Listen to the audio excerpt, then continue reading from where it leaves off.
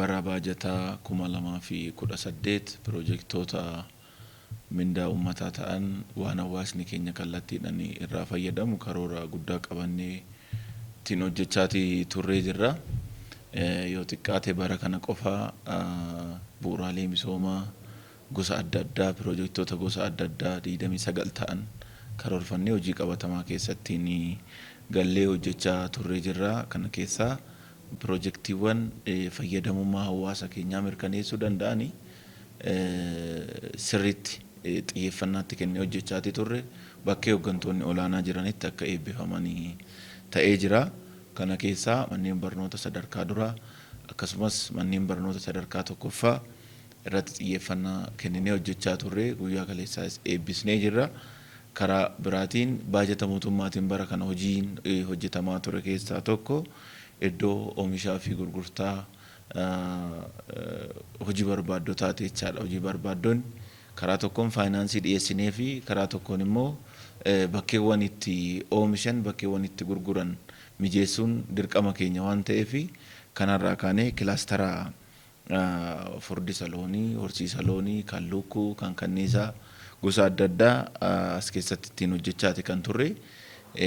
Kanaa olitti immoo inisheetifii muummicha ministeeraa keenyaa kan ta'e inisheetifii wiirtuu kenniinsa tajaajila iddoo tokkoo yeroo gabaabaa keessatti hojjennee xumurree tajaajilaa fi akka ga'u goonee jirra jechuudha. Yeroo ammaa kana wiirtuun kenniinsa tajaajila iddoo tokkoo magaalaa Fiichee tajaajiloota 100 ol kan itti kennamu fooddaawwan 12 keessatti tajaajilli kan itti kennamu ta'ee yeroo ammaa kanatti qabatamaadhaan xumuramee hojiitti kan ittiin galame ta'uu isaati.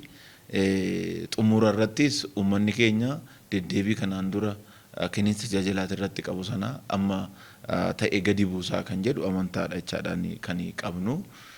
Kana qofa osoo hin ta'iin hojiiwwan daandii koobilii, daandii cirrachaa, bo'oololaatiin wal qabatee bara kana hojjenne waliigala isaa baajata mootummaatiin fudhannee yoo ilaallu naannoo miliyoona 365 olii baajata mootummaatiin qofa hojiin suphaa piroojeektoota haaraa, piroojeektoota buleeyyii akka xumuraman ta'ee jira jechuudha.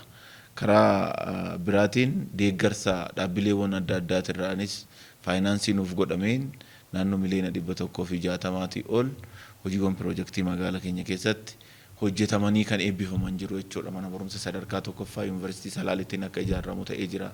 Riqichiiwwan adda addaa jira. Kun walitti finneetoo ni gaafa laallu dhaabbileewwan misoomaa mootummaa hojii piroojeektii keessatti deeggarsa cimaa gochaatee akka jiran kenniinsi tajaajilaa uummata keenyatti siqee kennamuu qabaa ejjennoo jedhurraa kan ka'e caasaan barnootaan muuxannoodhaan ga'umsa qabu gadi bu'ee hawaasatti tajaajila dhiyaate hawaasatti tajaajilli aanee jiru akka kennamu gochuudhaaf tarkaanfii fudhatame keessaa ijaarsa gurmaa'insa gandaati jechaadha. Ijaarsi gurmaa'insa gandaa kun ijaaruu qofa odoo hin taane iddoo mijataa uumuu fi bakka hojii mijataa uumuudhaanis wal qabatee akka magaalaa keenyatti ijaarsa manneen gandaa yookiin gurmaa'insa gandaa kana sadarkaa isaa kan eeggate baay'ee muuxannoo ta'uu kan danda'u waan uummata magaalaa keenyaa madaalu ijaarree gandootni keenya akka hojii keessatti gaggeessan mana bareedaa ijaaruu qofti kophaatti tajaajilan ta'u kophaa isaatiitti tajaajilan ta'u waan ta'eef koomitimentii hooggansaa hin barbaada. Koomitimentii yookiin kutannoo hooggansa keenya sadarkaa gadii hin barbaada. Hojiin kun milkaa'ee jennaan hawaasni keenya deddeebiidhaaf hojii isaa dhiisee magaala dhaabbachaatii oolu kun amma hir'atee qe'ee isaatiitti naannoo isaatiitti tajaajila kana argachuu akka danda'u haala kan mijeessu keessaa isa tokkodha jechuudha. Kanaaf akka waliigalaatitti gurmaa'insa haaraa sadarkaa gandaatitti ijaarame kanaaf iddoo mijataa ta'e iddoo hojii itti gaggeessuu danda'u uumuu cinaatti sadarkaa magaalatittis immoo inisheetifii muummicha ministeeraa keenya gaafa hojiirra oolchinee qabatamaatti hojiitti gallu bu'aan inni fiduu danda'u ifaadha jechuudha. Keessumattuu ariitii kenniinsa tajaajila keenyatiin wal qabatee qulqullina tajaajila keenyatiin wal qabatee namni tasgabbaa'ee hojii kiyya jedhee amanee fudhatee uummata keenya akka tajaajilu otoo hin deddeebisin odoo sababan baay'isin akka tajaajilu gochuudha wal qabatee bu'aa hunda galeessa jechuudha kan qabu. Kanaaf wiirtuun kenniinsa tajaajila iddoo tokkoo kuni keessumattuu rakkoo kenniinsa tajaajilaa hawaasni keenya kanaan dura qabu sana karaa tokkoon hin ariifachiisa, karaa tokkoon deebii hir'isaa, karaa biraatiin itti quufinsa uummata keenyaa mirkaneessatii deema. Bakkeewwan rakkoo qabutti immoo tarkaanfii akka fudhatamu, tarkaanfii sirreeffamaa akka fudhatamuuf illee haala mijeessaa jechuudha. Bu'uuraalee misoomaa magaalaa keessatti gamoowwan adda addaa, diichiiwwan, daandii, koobilii garaagaraa ijaarree bara kana tajaajilaaf oolchuu dandeenyee jira. Piroojeektoonni guyyaa addaa eebbifne baay'inaan illee qulqullinnaan illee ariitiinis piroojeektoota fakkeenyummaa gaarii qabanidha. Inni jalqabaa piroojeektoota bulchiinsa gandaati. Piroojeektoota giddugala bulchiinsa gandaa lama eebbifneerra. Kaawwan dhaqqabuu dadhabne yeroo tunu qabaabbate. Bulchiinsa gandaa jechuun maal jechuudha? Uummanni keenya kaleessa gabrummaa ofirraa faccisuuf aarsaa kaffalee jira. Har'a tajaajila argachuuf karaa fagoo deemuu qabu, gubboo kaffaluu qabu. Deddeebisaan isarraa hafuu qaba. Balbala isaatitti qe'ee qabeenya isaa irratti achitti tajaajila argachuu qaba jedhee mootummaan naannoo Oromiyaa hojii seena qabeessaa fi murtii gurguddoo seena qabeessa murteessee hojiirra oolchi keessaa tokko bulchiinsa gandaa bifa haaraa deebisnee ijaaru. Giddugala kana keessatti geggeessitoota ciccimoo sadarkaa bulchiinsa aanaatti waa raawwachuu danda'an, yaadanii karoorsuu danda'an achitti ramadamanii hojiilee guyyaa har'aa eebbifne kana waggaa tokkoof sana gadi keessatti ijaaranii xumuranii tajaajilaaf banaa godhanii jiru. Giddugalli kun giddugala hawaasni keenya otoo hin deddeebine, otoo lafa fagoo hin deemne, otoo baasii tokkoof hin saaxilamne, otoo deemee qe'ee oolee hin bulle bakkee itti inni tajaajila argatudha. Itti aansinee mana barnootaa yuunivarsiitii Salaalee hojiin inni hojjete ergama kalee jaallan keenya gootawwan keenya kan akka Taaddee Birruu itti wareegamaniif hojii qabatamaa lafarratti hojjetamaa jiru keessaa isa kana jennee fudhachuu dandeenya. Itti aansinee giddugala masoobii eebbifneerra inisheetiivii muummee kennaa rakkoon gurguddoon akka Oromiyaatti harkaan qabdu keessaa tokko nageenya, lammaffaa kenna tajaajilaati, qaala'insa jireenyaati, carraa hojii uumu, dhimmoota arfan shanan jahan gurguddaa kanneen magaalomsuu dabalatee koridara misooma baadiyyaa magaalaa dabalatee hojiilee gurguddoo hojjetamaa jiran keessaa tokko hojii giddugala kenna tajaajilaa masoobii. Giddugalli kun waa afuriin adda. Tokko nama baay'ee leenji'ee baratee teknooloojii wal baratetu achi keessatti tajaajila kenna. Lammaffaa tajaajiloonni achitti kennaman kunniin tuttuqqii namaa irraa bilisa. Tuttuqqii namaa irraa bilisa jechuun asiin dura faayilli nu jalaa badee jira, sii barbaadna, bondeebii jedhanii harka keessa nama laaluun hin danda'amu. Hin danda'amu. Nama deddeebisuulleen hin danda'amu. Yeroo dheeraallee fudhachuun hin danda'amu. Namni tajaajila barbaadu waan barbaadanu guuttatee giddugala sanitti argame taanaan daqiiqaa 2 haga 3 yoo atta jabaatte daqiiqaa haga 5 namni tajaajila argatee gara hojii ofiitti deebi'aa jechuudha giddugala masoobii jechuudha. Kana qofaa miti giddugalli kun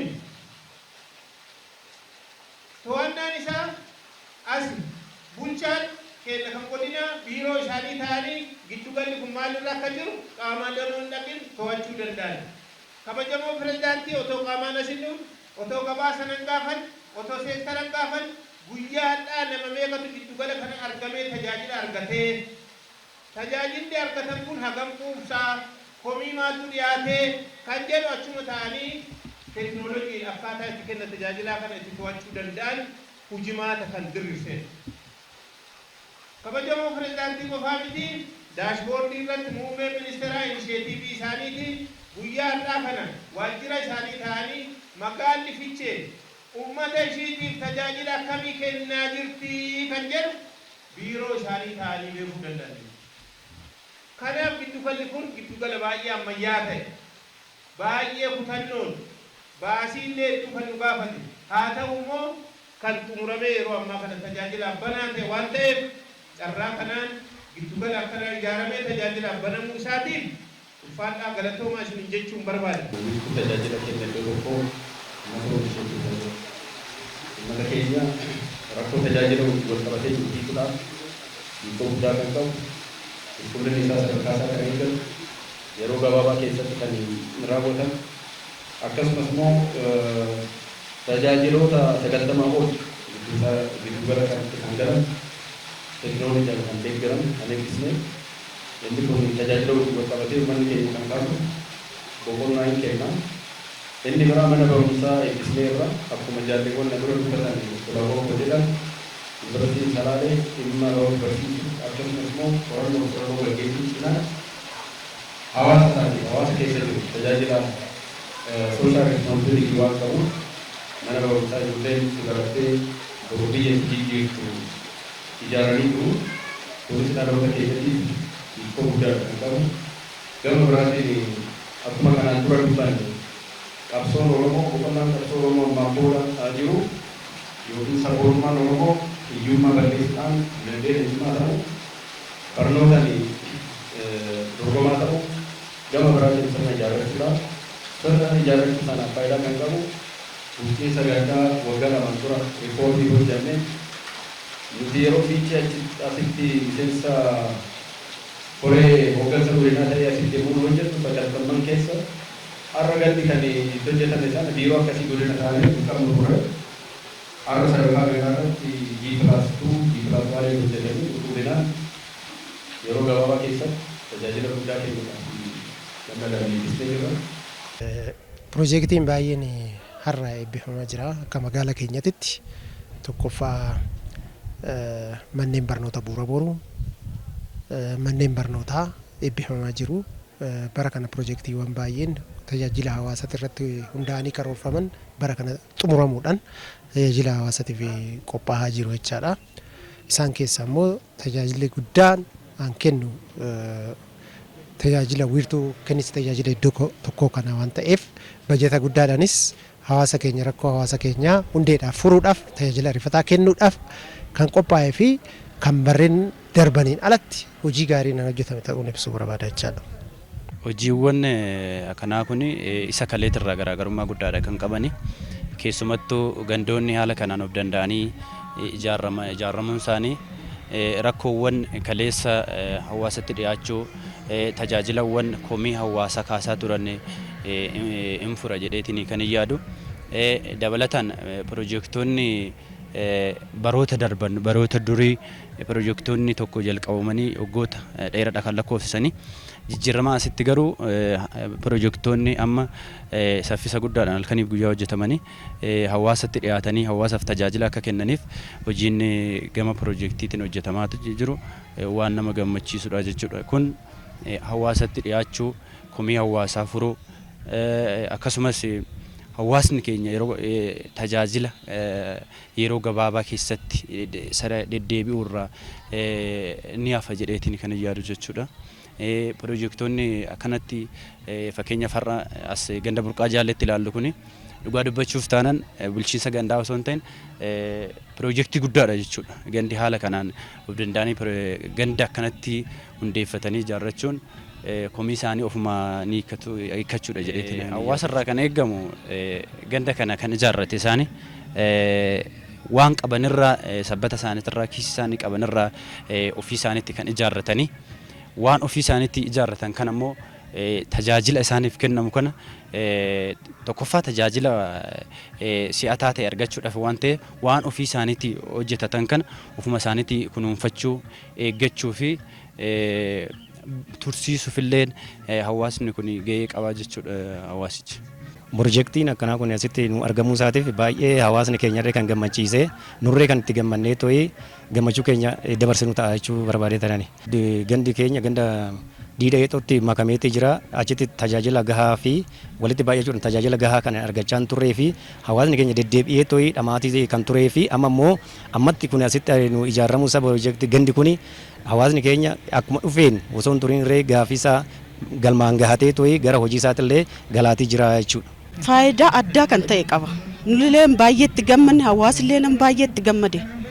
Dhugaa dubbachuudhaaf yoo ta'e piroojeektii akkanattis atattamaan gamoon kun raawwate sin agarree haaluma hawaasatiinis walumatti qaqqabnee gara adda addaatti walitti fuunetiif kana ijaarree har'ammoo kanarra geenye jechuudha. Hawaasni immoo piroojeektii kana duuba hordofee ammallee amma itti gammanne kanallee fuuldurallee piroojeektiin addaatillee yoo dhufe fudhannee akka itti fayyadamnu barbaanna.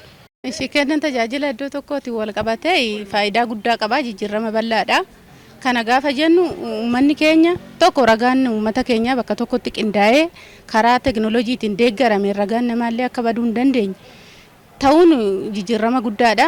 Lammaffaa irratti immoo abbaan dhimmaa deddeebii tokko malee yeroo isaa barbaachisu keessatti daqiiqaa 15 daqiiqaa 30 keessatti tajaajila iddoo tokko kanaan itti quufinsa maamilaa keenya fooyyessuudhaaf kenni tajaajilaa kun baay'ee barbaachisaa fi baay'ee kan uummata kanaaf deebii gaaffii dheeraa deebisuu danda'u jennee ilaaluun hin danda'ama. Kanaaf namni tokko dhimma isaa fixachuudhaaf yoo xiqqaate ji'a tokko ji'a lama deebi'aa kan ture yeroo dheeraa itti fudhachaa kan ture yeroo gabaabaa keessatti akkaataa hojjetaan itti wal dubbisee teknooloojiidhaan deeggaramee tajaajila gaafii itti quufinsa maamilaa keenyaallee eeggatee ittiin tajaajila nurraa argachuu danda'u baay'ee jijjiirama fiduu danda'a kan jedhu qophiin kanarratti jirullee hojjettoonni keenyallee fedhiidhaan sirriitti tajaajila qulqullina qabuu fi uummanni keenyallee deebii nurraa argachuu qabuu fi tajaajila uummataa ta'uudhaaf of qopheessee baay'ee qophoofnee jirra jechuun hin danda'ama jechuudha. Faayidaan isaa baay'ee olaanaadha. Tokkoffaa uummataaf faayidaa qaba. Uummanni waajjira adda addaa keessa deemetoo tajaajila barbaadu baasii iddoo adda addaa deemu san irraa hir'isa. Kana biraatiin immoo humna namaa tajaajila kana kennuudhaaf ga'umsa guddaa qabu. Tajaajilli kun kennama. Iddoon inni itti kennamus iddoo mijataadha. Namootni tajaajila barbaadan baay'ee tajaajilli isaa iddoo mijataadha waan ta'eef baay'ee nama gammachiisa jechaadha. Kanaaf waliigala ariifataa tajaajila si'ataa hin kennama jedhee yaada jechaadha.